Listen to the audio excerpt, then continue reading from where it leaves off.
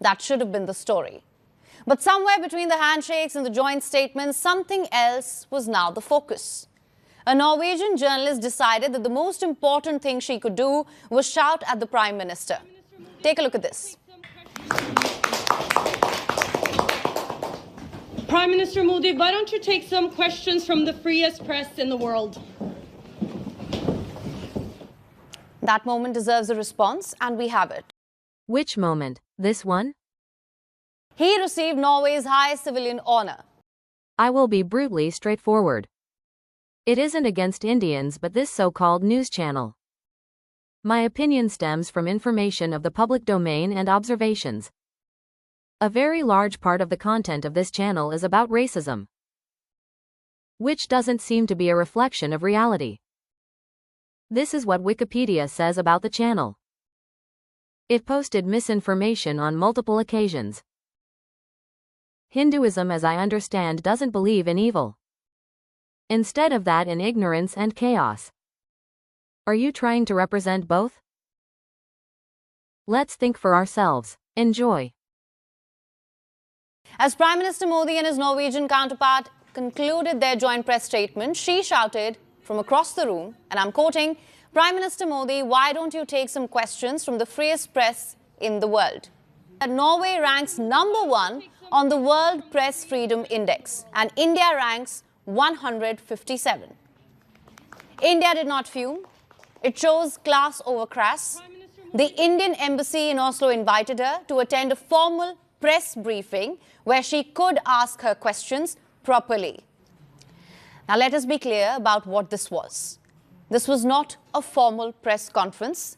It was a joint media statement. It was not an open Q&A. And the media knew this. No questions were to be taken by either leader. This was a diplomatic event between two heads of government. And a journalist chose to heckle the Prime Minister of India. Swenson later went on social media. She shared a footage of this incident. Press freedom matters, but so does professionalism. And speaking of professionalism, the same journalist tried to interrupt when the Ministry of External Affairs Secretary C.B. George held a press conference. Yes, it's the same person. A leftist like you? Someone put this Palki Sharma wannabe in a safe place. We have another example for you. From the world's free press on display. Take a look at this cartoon. It shows the Indian Prime Minister caricatured as a snake charmer. This is by a well-known Norwegian newspaper.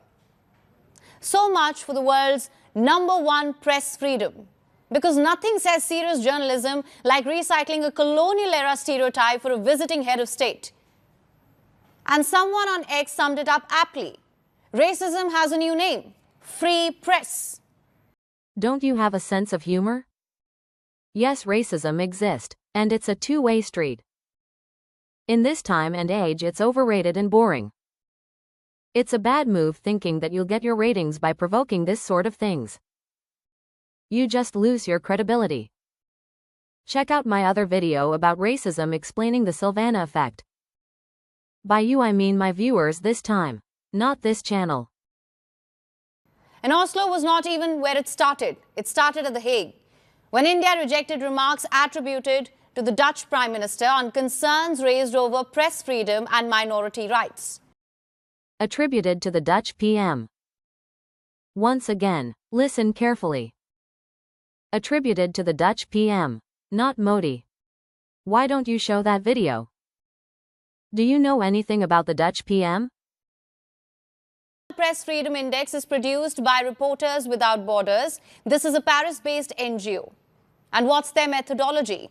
It relies heavily on surveys and subjective assessments by a network of correspondents and partner organizations. It is not a scientific measurement. It is an opinion poll dressed up in the language of data. I know you want it, but you're never gonna get it.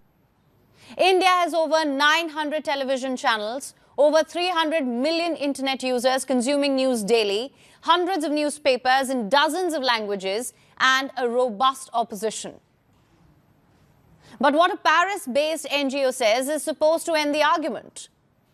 Also take a look at the countries ahead of us, the likes of France, the country that gave the world liberté, égalité and fraternité. It is France's national motto, rooted in the ideals of the French Revolution. In simple terms, it means people should be free, they should be treated equally, and should stand together as one society.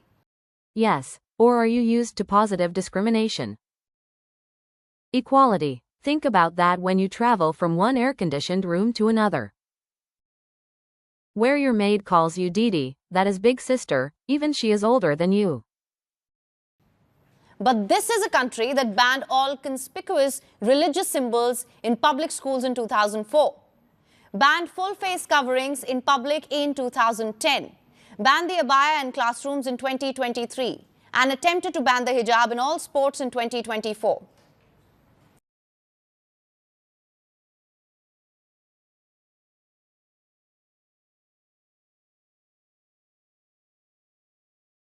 It's called separation of state and religion.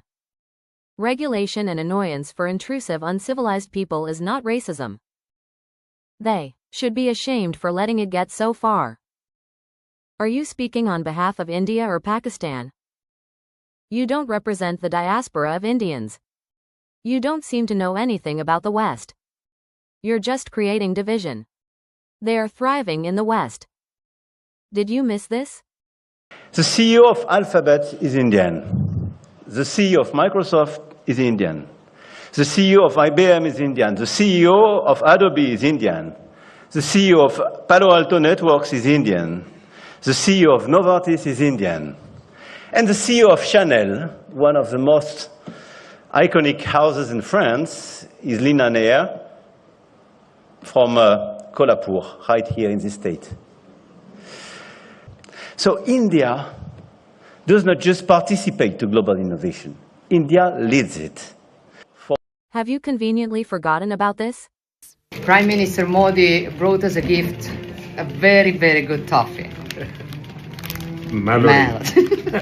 Che parishram hi safalta ki kunjie.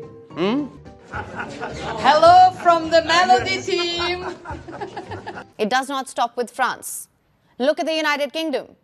In 2024, anti-immigrant riots swept through English cities, mosques were attacked, hotels housing asylum seekers were set on fire. The government used emergency powers to contain its own citizens. In the United States, pro-Palestinian student protests rocked campuses. Here's the pattern. When a Western country has a problem, it's a complex social challenge requiring nuanced understanding. When India has a problem, it is evidence of democratic decline. When a European journalist shouts at a head of state, it is brave journalism speaking truth to power. When an Indian official firmly asks her not to interrupt, it is suppression of the free press. The rules are different. They've always been different. And the reason they are different has a name. It's called a colonial hangover. It's a lingering assumption that some countries are qualified to judge and others are qualified only to be judged.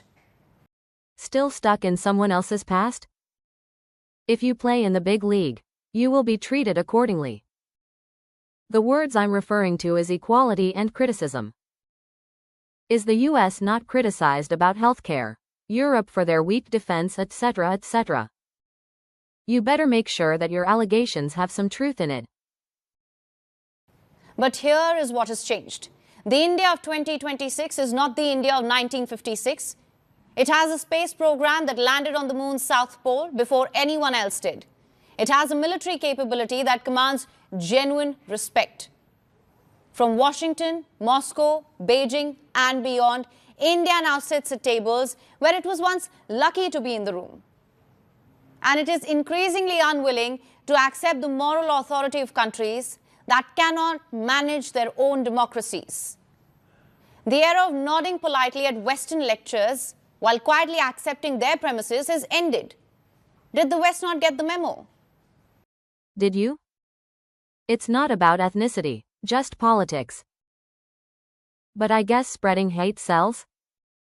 Please, This is my press conference. You ask, why should a country trust India? Why should a country trust India? Why should a country trust India? Let me. Insecurity will keep you a victim. I like to end this video on a positive and yes, realistic note. Enjoy these too.